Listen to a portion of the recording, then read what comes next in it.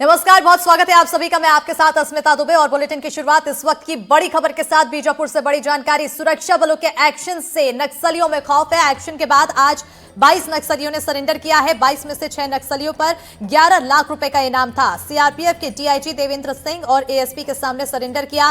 Surrender करने वालों में एओबी डिवीजन के सदस्य शामिल हैं तो तेलंगाना स्टेट कमेटी और प्लाटून मेंबर्स भी शामिल हैं। बीजापुर में अब तक 107 नक्सलियों ने सरेंडर किया है। तो इस वक्त की बड़ी और अहम जानकारी से आप सभी को रूबरू करा रहे हैं। एक के बाद एक सफलता हासिल मिल रही है सुरक्षा कर्मियों को। आपको बताते चले कि इन तस्वीरों में आप देख सकते हैं जहां पर सुरक्षा कर्मियों के पीछे जो लाल घेरे में व्यक्ति दिखाई दे रहे हैं, ये सभी नक्सली हैं जिन्होंने सरेंडर किया है और इन पर 11 लाख रुपए का इनाम था, इनमें से 6 पर।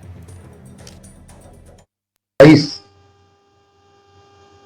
माओवादी विचारधारा को छोड़ करके जो मेन विचारधारा में शामिल हुए हैं, इनका बहुत बहुत स्वागत है।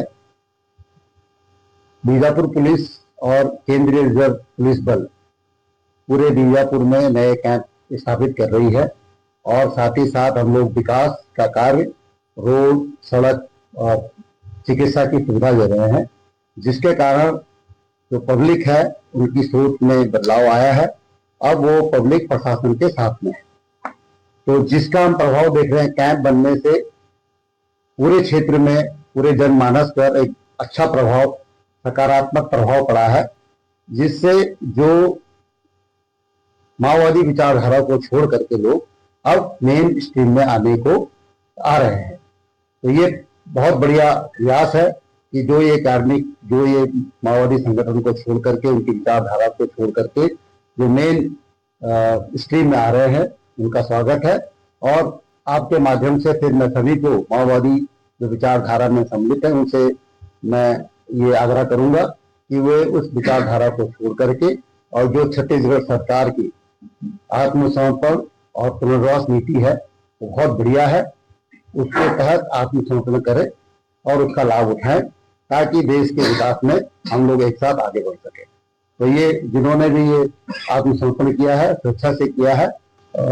शासन की जो राहत पुनर्वास नीति और आत्मसमर्पण की नीति के अंतर्गत लगातार जिला बीजापुर में नक्सलियों और उनके समर्थकों द्वारा उनके नक्सल संगठन की धारा से विमुख होकर के, उनके मुंहभंग होकर के लगातार इसमें आत्मसमर्पण किया जा रहा है और इसमें लगातार पुलिस और केंद्रीय पुलिस बल के द्वारा प्रयास किया जा रहा है। इसी क्रम में आज कुल 22 नक्सलियों के द्वारा आत्मसमर्पण किया गया है। इसमें एओबी के सदस्य, इसके अलावा प्लाटून मेंबर्स और तेलंगाना स्टेट कमेटी मेंबर्स इत्यादि कुल 11 लाख के इनामी नक्सली हैं। और इनके द्वारा इनके जो नक्सल संगठन से मोहभंग पश्चात मुख्य धारा से जुड़ना और शासन के कल्याणकारी जो कार्य हैं, जहाँ इनके स्थानों तक पहुंचना, इसके अलावा लगातार नवीन कैंपों की स्थापना, लगातार हमारे जो पुलिस बल और सीआरपीएफ के बल हैं, इनके द्वारा ऑपरेशन लॉन्च किया जाना, इन सब के प्रयासों और इन सब के एफर्ट के द्वारा लगातार इसमें प्रयास किए गए हैं और आज कुल 22 नक्सलियों के द्वारा आत्मसमर्पण किया गया है। और इसी पर ज्यादा जानकारी के साथ सहयोगी जुल्फिकार अली जुड़ चुके हैं। सीधा रुख करेंगे सहयोगी की ओर। जुल्फिकार, कहीं ना कहीं देखने को मिल रहा है जिस तरह से सरकार की जो नीति है और डिप्टी सीएम की तरफ से जो बड़ा ऐलान किया गया, जितना ज्यादा सरेंडर उतना ज्यादा इनाम, इसका कहीं ना कहीं सकारात्मक असर। बिल्कुल, जिस तरीके से एंटी नक्सल ऑपरेशन बस्तर के अंदरूनी इलाकों में चल रहा है और माओवादियों पर लगातार दबाव बन रहा है और जो एंटी नक्सल ऑपरेशन में बड़े बड़े माओवादी मारे गए हैं, उसकी वजह से जो बड़ा कैडर है और जो मध्यम कैडर है, ये तमाम जो नक्सली हैं वो अभी इसमें खौफजदा हैं। और यही वजह है कि अब लगातार उनमें दबाव बनने की वजह से बड़ी संख्या में माओवादी अब सरेंडर भी कर रहे हैं। क्योंकि केंद्रीय गृह मंत्री अमित शाह ने जो दावा किया था, उस दावे के अनुसार कि मार्च 2026 तक छत्तीसगढ़ ही नहीं पूरे देश से माओवाद को खत्म कर दिया जाएगा, उसी कड़ी में लगातार एंटी नक्सल ऑपरेशन चल रहे हैं।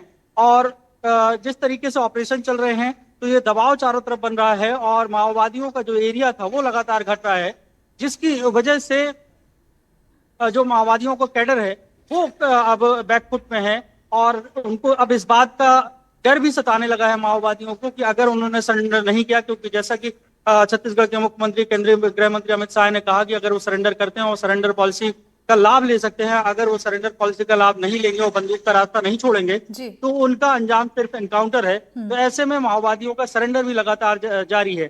तो इससे अंदाजा लगाया जा सकता है कि किस तरीके से एंटी नक्सल ऑपरेशन अंदरूनी इलाकों में चल रहे हैं और लगातार वहां पर कैंप स्थापित किए जा रहे हैं।